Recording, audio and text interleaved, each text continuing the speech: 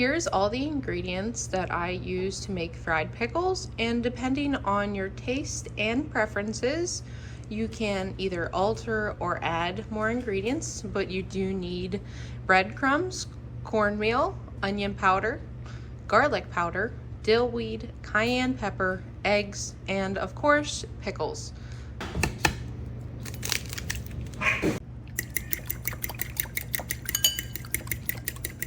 First, we'll start by adding some panko, and you can play around with how much you want to do.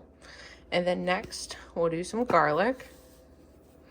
You can do more if you like garlic.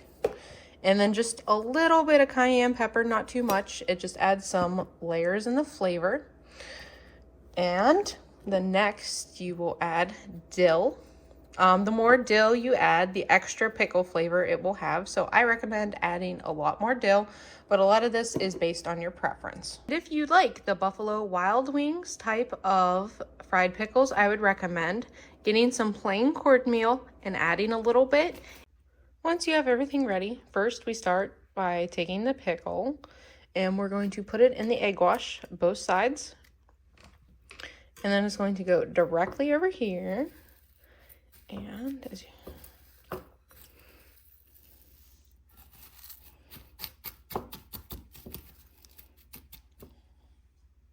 you want a single layer of fried pickles.